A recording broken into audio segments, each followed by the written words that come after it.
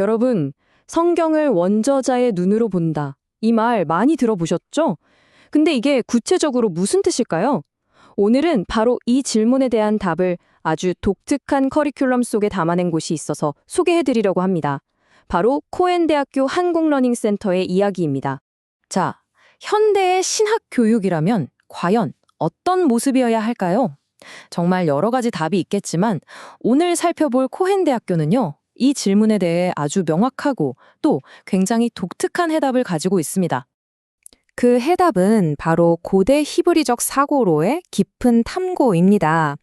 이게 바로 코헨대학교 KLC 교육의 심장이라고 할 수 있고요.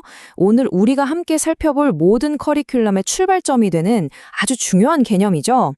그럼 첫 번째로 이 모든 걸 가능하게 만드는 그 독특한 교육 철학부터 한번 들여다볼게요. KRC의 모든 과정은 정말 딱 하나의 아주 근본적인 아이디어에서 시작되거든요. 그 아이디어가 바로 히브리적 성경 사고라는 겁니다. 이게 뭐냐면요, 우리가 아주 익숙하게 생각하는 서구식, 그러니까 헬라 철학의 안경을 잠시 벗어두고요, 성경이 처음 쓰여졌을 때의 그 생각의 틀, 말하자면 원저자의 눈으로 성경을 보려는 시도인 거죠. 아니, 근데 이게 왜 그렇게 특별한 걸까요? 우리가 흔히 생각하는 방식이랑 비교해보면 그 차이가 확 드러납니다. 보통 우리는 좀 추상적인 개념이나 논리, 이런 걸 중요하게 생각하잖아요. 그런데 히브리적 사고는 완전 달라요.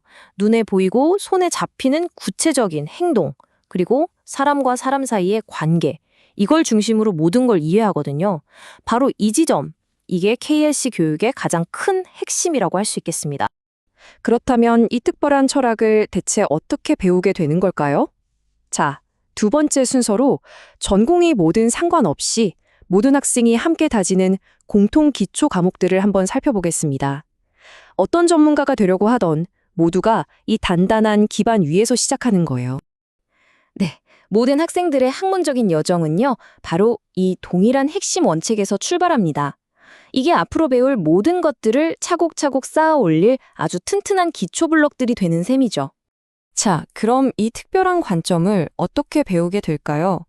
모든 학생이 똑같이 배우는 말하자면 공통 무기가 세 가지 있습니다. 첫 번째는 당연히 방금 얘기했던 히브리적 사고를 더 깊게 파고드는 거고요. 두 번째가 진짜 재밌는데 키아즘이라고 들어보셨나요? A, B, C, B, A 이런 식으로 샌드위치처럼 대칭 구조로 글을 써서 가운데 C의 핵심 메시지를 딱 박아넣는 기법이에요.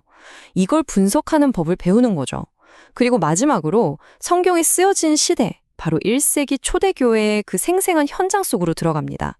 이 세 가지가 있으면 KLC 학생들은 이제 같은 언어로 대화할 수 있게 되는 거예요. 이렇게 단단한 기초를 쌓고 나면 그 위에 어떤 전문 분야들이 세워질까요? 가장 먼저 사역과 학문이라는 두 개의 큰 기둥이죠. 목회학과 신학 과정을 한번 살펴보겠습니다. 여기에는 아주 뚜렷하게 나뉘는 두 가지 길이 있습니다. 하나는 실제 현장, 그러니까 교회를 위한 목회학이고요. 다른 하나는 더 깊이 있는 연구, 즉 학계를 위한 신학입니다. 뿌리는 같지만 그 목적지가 살짝 다른 셈이죠. 먼저 목회학과의 목표를 볼까요? 히브리적 성경신학 위에 가정과 교회를 건강하게 세우는 목회 현장 전문가 양성. 여기서 가장 중요한 키워드는 뭐니 해도 현장입니다. 배움이 그냥 책상에서 끝나는 게 아니라 실제 우리 삶과 사역에 어떻게 적용될 수 있는가, 이걸 목표로 하는 거죠. 커리큘럼을 들여다보면 그 목표가 훨씬 더 분명해져요. 예를 들어 1세기 초대교회 생활 같은 과목을 통해서 성경시대 사람들의 삶을 생생하게 배우고, 말씀훈련 8단계 같은 과목으로는 아주 구체적인 실천 방법을 익히는 겁니다. 그러니까 이론이 아니라 현장에서 바로 써먹을 수 있는 도구를 배우는 거죠. 자, 그런데 신학과의 목표는 좀 다릅니다. 정통 보수 신학의 토대 위에서 히브리적 성경 신학을 학문적으로 심화 연구한다. 방금 전 목회학이 현장을 강조했다면 여기서는 학문적 심화 연구가 핵심인 거죠. 그래서 커리큘럼도 보면요, 히브리적 구약 성경 신학 특강이라든지 주요 신학자 사상 비교 연구처럼 굉장히 깊이 있는 탐구에 집중합니다. 똑같이 히브리적 관점이라는 도구를 쓰지만 여기서는 그걸로 새로운 신학적인 통찰을 발견하고 학문적으로 기여하는 데 초점을 맞추는 겁니다. 자, 다음으로는 사람의 마음과 성장을 다루는 교육, 그리고 성담 과정으로 넘어가 보겠습니다. 여기서는 KLC의 핵심 원리들이 사람을 가르치고 또 치유하는데 어떻게 쓰이는지 볼 수 있을 거예요. 여기에도 두 가지 길이 있습니다.